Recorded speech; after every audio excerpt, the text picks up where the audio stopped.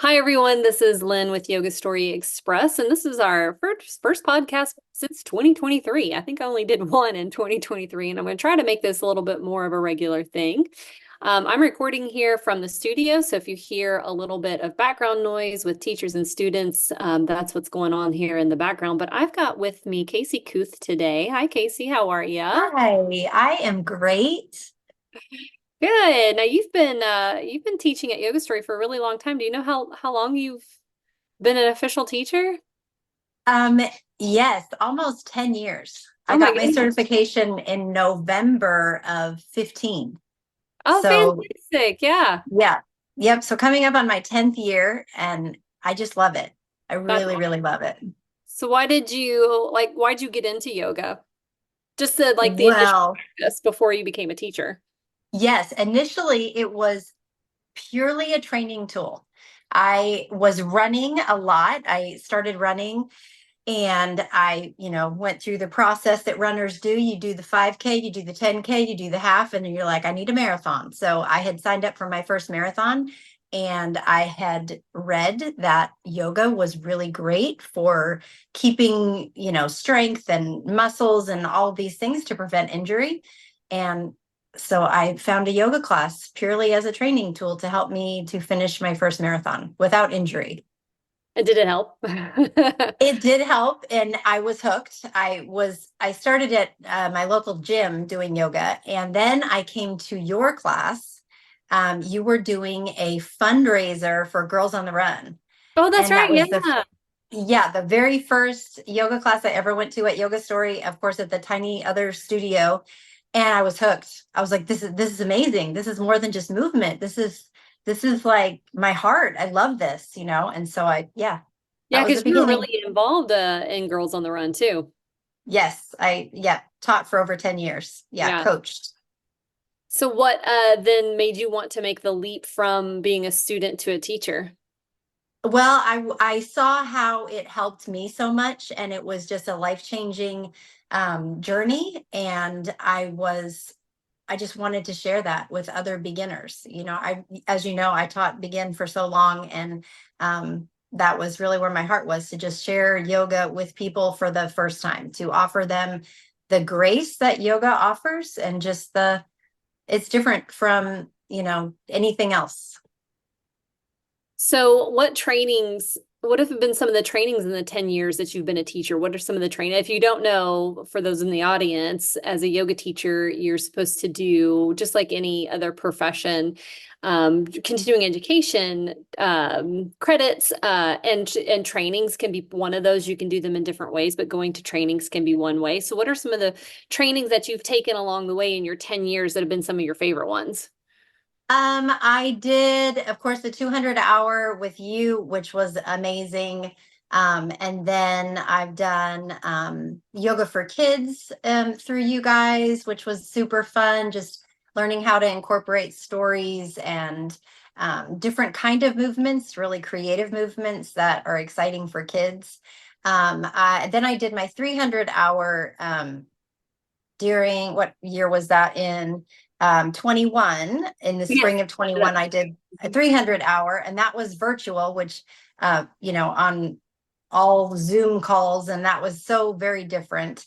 And then most recently I did my 40 hours for yoga for the stages of menopause. So, what's been your favorite training?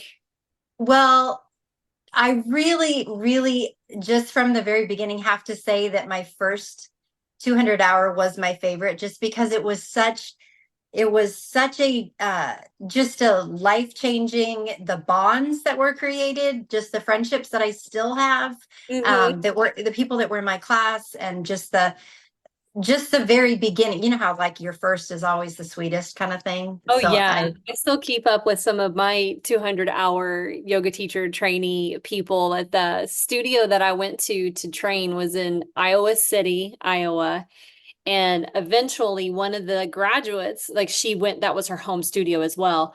She ended up buying that studio And then she just recently, like this year, right before we all celebrated our 11 years of training, and becoming a yoga teacher, she sold it to someone else. So she's Oh, like, it's wow. bittersweet, but it's like this kind of this whole cycle came to an end for her. But it's just kind of seeing everybody in the different paths that they've taken. Some of them are teaching, some of them are not.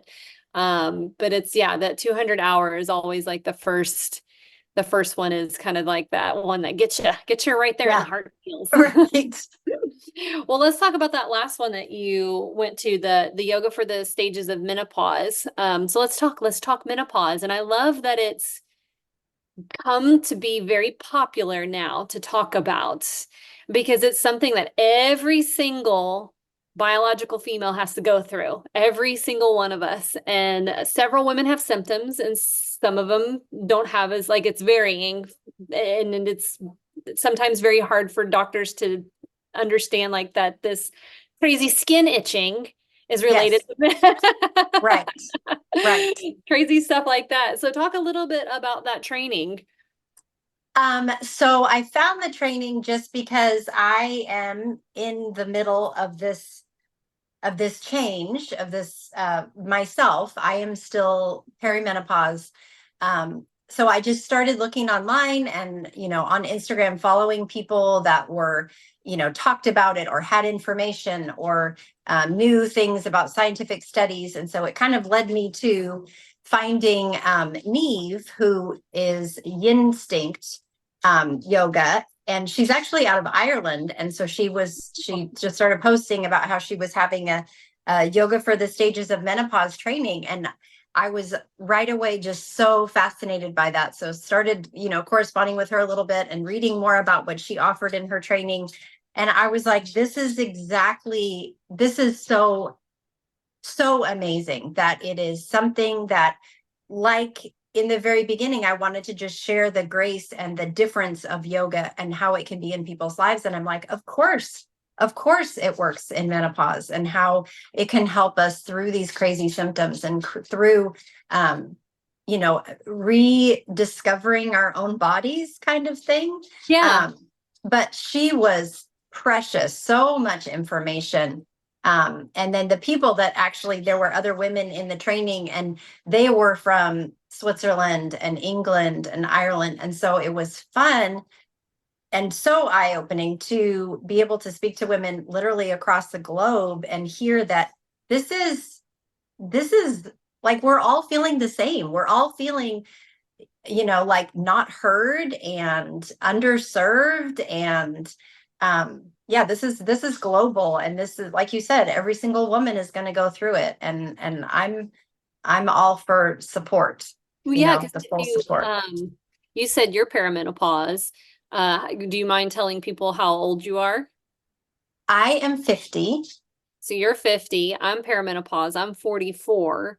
And I know for me, I think I probably noticed changes in hormones around 40 years old and started like natural progesterone, like wild Hmm. yam cream and that kind of thing. Because I did the blood tests and they were like, you have zero progesterone.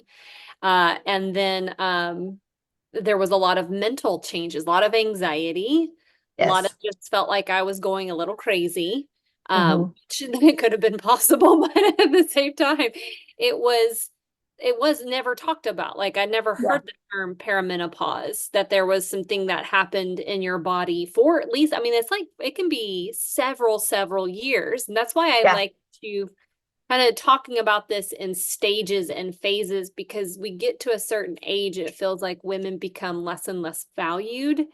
But we've got this big chunk of our lives, like 10 to 15 years, it could even be, where things change for us in this stage. And it's not that you don't become less of a woman, and it's not that you are less valued. Things just shift for you. Right. Right. And we should be supported in that. And we should be, of course, I could go off a whole on a tangent about how society doesn't really value older women anyway. Oh yeah. Oh yeah. Oh yeah.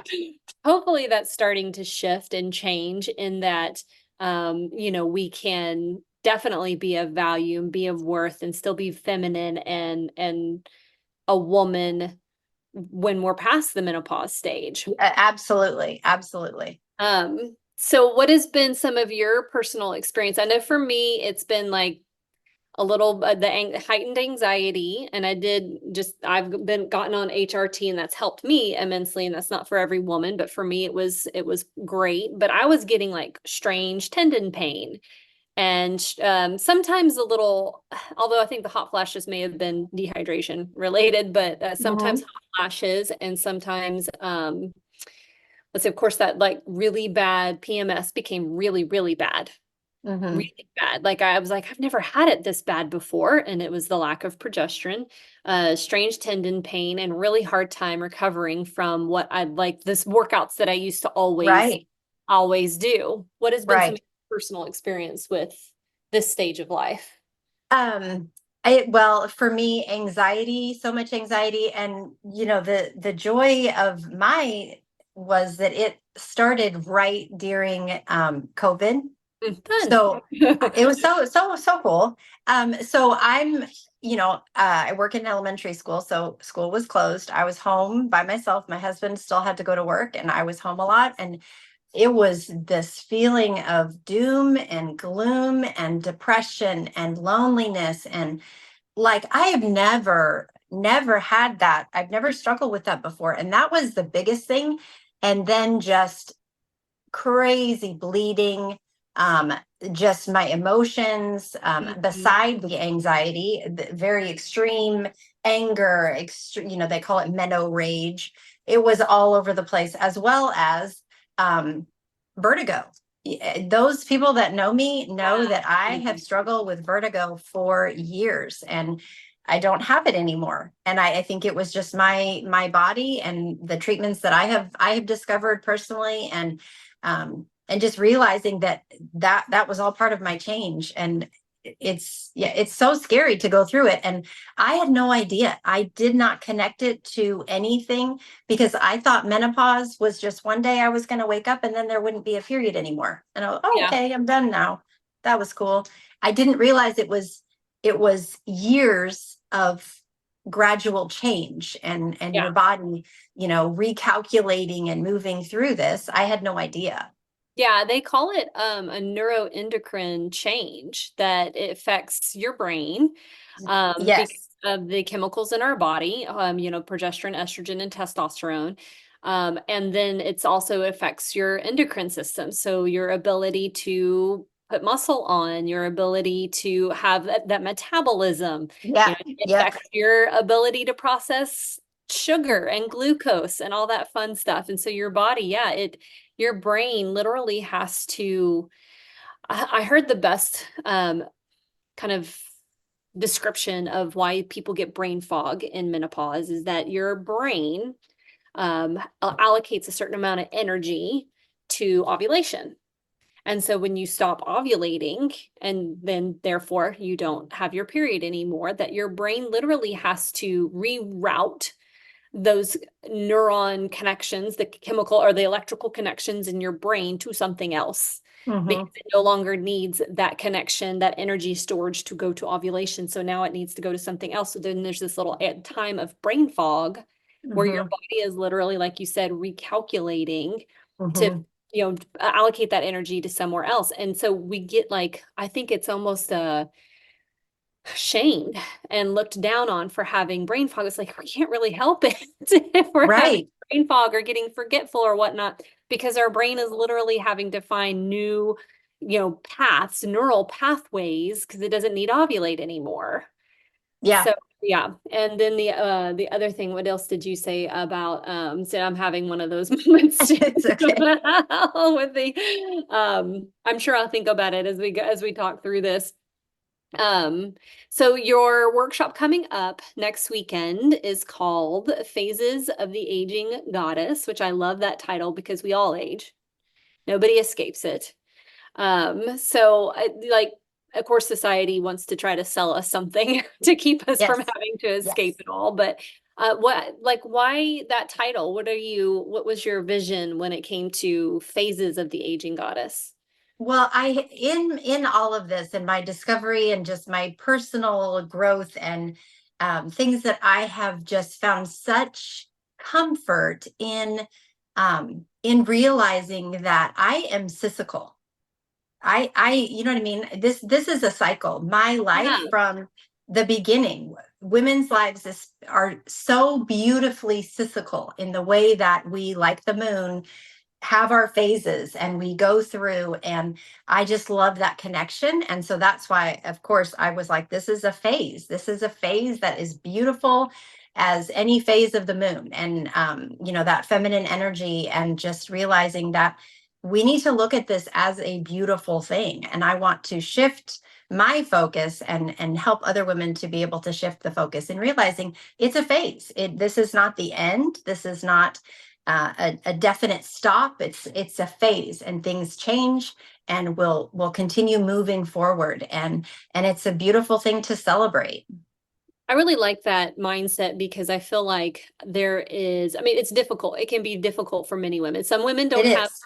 very many symptoms at all, but at Yes. least 25% of women are going to have almost severe, I hate to use that word, but severe like Yeah. symptoms. And it can be very easy to become, and I don't want to sound shaming in any way because it is very difficult for some people, but to become a victim of it as Hmm. opposed to this mentality of it being something that can empower you and can be very beautiful in this phase of your life, because it's this, me being an older mom. So I have a 5-year-old and 44 years old.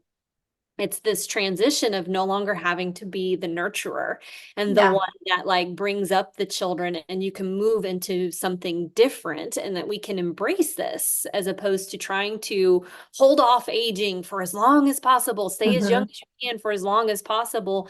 And I don't think really society encourages women to embrace aging at all. Mm-mm. No, no, I mean, no. Yeah, how many yeah, magazine covers or clickbait headlines do you see about, somebody trying to pick apart someone's plastic surgery or filler or right. Botox or whatever else that they've had, which is nothing wrong with that. I've gotten that myself, but Hmm. we always want to seem to keep women as young as possible for as long as possible, as opposed Yeah. to letting them age and grow gracefully wise, because Yes. Yes. phase comes a lot of wisdom. Absolutely. Absolutely. So why yoga and menopause? How do those things go together? Tell us a little bit about that training and why you want to focus some of your teaching on this. Like I said in the beginning, the just the offering the grace that yoga offers, and it's just such a perfect combination, because yoga can be something that is restful, and yoga can be very powerful and very fiery and building muscle and strength and balance. And those are all the things that we need while we are continuing to go through our phases. And to not neglect our muscles, our bones, and so to continue to move and learn how to activate our muscles, being able to also be still and just learn and remember how to breathe. And that allowing us the opportunity to kind of go inside and connect with how we're really feeling. That's always, and I would really love to encourage younger women also, that I mean, this information is very much for you as well, because younger women, if you are still having a normal cycle and you're still having, you want to have babies in the future and whatever, just that the power that you have when you really listen to your body and become in tune to your phases and to your cycles. So if you know how to do that when you are younger, as you age, the changes that come, then it will be not as what's the word, shocking. You're like, oh, this is a phase. Yeah, I'm shocking. moving Yeah. through phases. I'm sorry, I had like a block.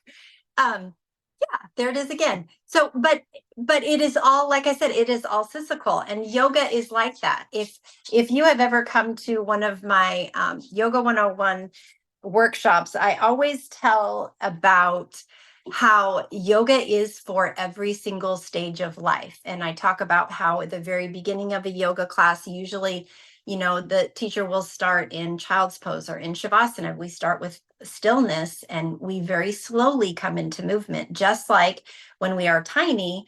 we are born and we slowly come into movement and figuring out our bodies and how our bodies move and learning about balance. And so as the yoga flow progresses in a class, those different phases of a class can link to the phases in our life. We can use the warrior phase, that invincibility phase, we can use that is a thing. We have that phase of invincibility, but we also have phases of rest and phases of, when balance is the important thing, when we're trying to figure out how to balance things in our life. So that's why yoga it's just such a good illustration and tool. It is a beautiful tool for helping us. Yeah, I really like that analogy because that's something that sorry, it's a little noisy here in the studio, but everybody just got out of class.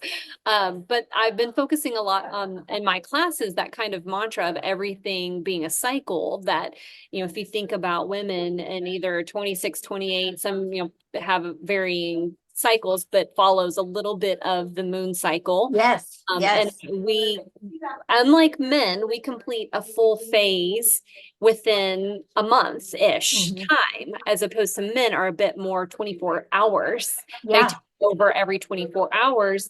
And women, it's every 26 to 28 days. So ours is a much longer, much more intense type of Mhm. cycle.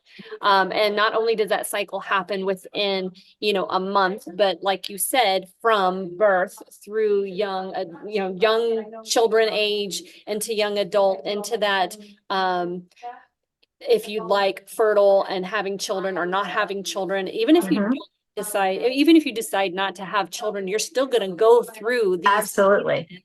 that every single woman goes through down into perimenopause, menopause, and postmenopause. I like that you're focusing on the strength building aspect. Because even though this is, I know you and I have talked a little bit about it, this is a time to give yourself grace Mhm. because your ability to handle stress is lower Yes, because of that yes. lack of progesterone and whatnot. But your muscle mass decreases at a more Right. rapid rate now. So adding in strength, which yoga is 100% can help with strength aspect of it, helps not only with the muscle mass retention, tendon health, but Mhm. density as well, with Yes, something yes. every woman needs to be very hyper vigilant, in my opinion, about because it just affects so much of your quality of life in menopause and postmenopause. Mhm. So I really love that you're focusing on that. Well, what are some things that you want women to learn about themselves at your workshop? I really um this it like I said, it's a phases, that your phases are beautiful. I want women to know that they are not crazy. You are not crazy. This is beautiful. This is normal. And it is a beautiful phase. And you are going through it just like the moon. I want women to feel empowered to be able to ask questions to their healthcare providers, however they choose to follow through and to to care for themselves throughout this process. I want them to feel empowered and heard, that they will know some of the language, maybe words that they could use, things that they could say when speaking to their doctor. Um, I've just heard so many stories of the just being dismissed and just, oh well, it's just, you're just, I don't know what it is, but everything's fine, your blood work is fine, and it's great, and I don't see what the problem is, and just being constantly dismissed. So I want women to feel empowered. I want them to realize that their bodies are are just doing something amazing, and it should be celebrated. And coming into this next phase, the traditional Chinese medicine sees this next phase as a second spring. And when you read about that, it's really very beautiful to realize that it is an ending of one time, and but then a literal birth, and a second spring is everything is being born again, everything is growing again and coming again into beauty. And that's what this phase is, when once we have not had a period for a year, that day, that one moment in time, is menopause.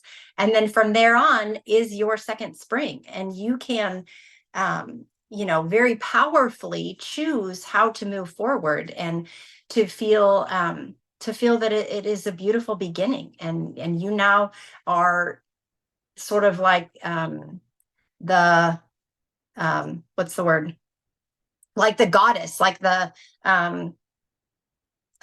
what is it called? The triple goddess, the mother maiden crone.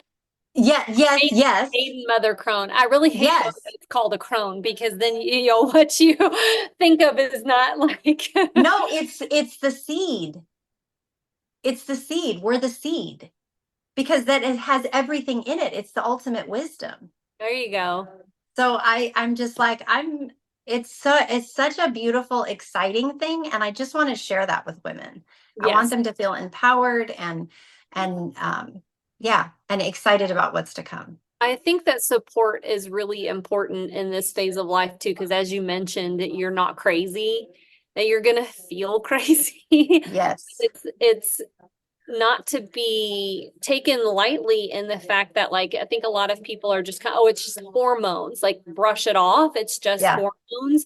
But the statistics of the number of women that get put on antidepressants as opposed Yes. to having their hormones addressed. Because Yes. again, if this is not medical advice and none of this podcast is medical advice, but No. that hormone replacement therapy can be very, very beneficial to many women, but instead they get put on antidepressants, and that the rate of suicide for women Yes.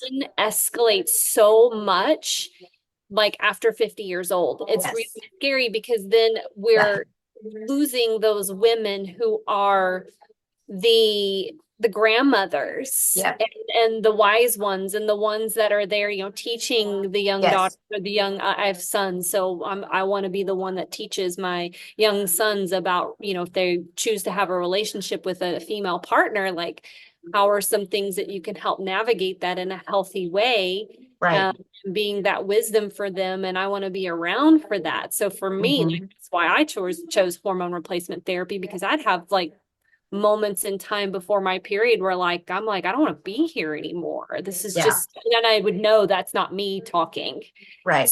To empower women that they're not crazy, Hmm. that is like, I don't want to say normal, but it's, pay attention to it because it's Yes. something to be like, yeah, I'm not crazy, but I want to be empowered in the knowledge of my own body to know Yeah. that this shouldn't be brushed off and dismissed. Right. And to our audience, if you have been brushed off or dismissed by a primary care provider that is not knowledgeable or just doesn't focus on this area, there are more and more doctors that Hmm. are basically making this their full-time practice to be a hormone Yes. doctor because it's important. There is a little bit of capitalism associated with it. I'm sure there's some money to be made there, but they are seeing a very powerfully untapped market with older women. We have spending power. We are important. You are empowered. And so, well, speaking of that, though, this isn't just a workshop just for perimenopause or menopause women. Is this open to women of all ages? Yes, yes, please. Yes, I would love to have all, women of all ages to be able to just get this information, to be able to have this information in their tool belt for whenever they will need it, to be able to have conversations with their doctors, have conversations with their mothers or sisters, but to start the conversation, because it needs to be talked about. I love, I'm a mom too. I have 3 children. And when you women who have had children and who have been pregnant have a birth story. If you have a story about how your pregnancy went and how the cycle was and how your birth story was, and there are, that there is so much bonding in that, and so much importance in those relationships with other women, with that being the bond. Well, not all women choose to be moms, but this is something that is going to bond us all, because we are all going to have this, whether we have been moms or not. This is something that we are all going to go through. And so it is our gift to each other. It is our bond with each other. And I just think it is so important to have each other, to be a community, to have each other's support, to share stories, because that's what makes us strong. And it also feels like in this phase too, at least me being 44 and divorced, that the female friendships, even if they're Yes. not like most of my female friends are younger than me, but just having that community of female friends becomes so much more important Yes. than just a relationship with a romantic partner. Yes. We're even talking like, yeah, let's, 10 years, maybe we have a little commune somewhere, just, Yeah. Golden Girls it, and then some sort Yes. of, that this time of female empowerment is also a time that can be very fruitful in female friendships as well, to feel Right. support in this phase of our lives. So what can we look forward to from you after this workshop? And we'll give everybody the information here at the end. And I'll see, I'd like to see too if you're interested in offering it virtually, like if people could dial in if they're not from this area. We can talk about that though. But what do you kind of see yourself doing with this information after this workshop? Well, I am very excited to share this information with whoever will listen, and to just support women in, through friendships and through community. I would love to go more specific and have more workshops with specific issues like bone health, or specific issues like rest, specific issues like cognitive function and brain health. So I, watch for that. Those things are coming. And of course, I teach every Monday, and my students don't really know it, but I incorporate a lot of these things in that Monday class at She's 4:30 as already well. sneaking it in. I I love do. I do. And it. and all of my students, they're great, and I have men and women, and they're just getting the benefits of all the things that I try out on them. So yes, I love sharing yoga, and I love sharing how it is a tool for how we grow and how we age, and connecting us in as a community. Yes, well, and you also teach a strength training class too Yes. on Thursdays at the Bentonville studio, and Casey teaches Mondays at 4:30 at our Rogers studio, and her workshop is coming up on August 3rd at 2 p.m. to 3:30 p.m. Central Time.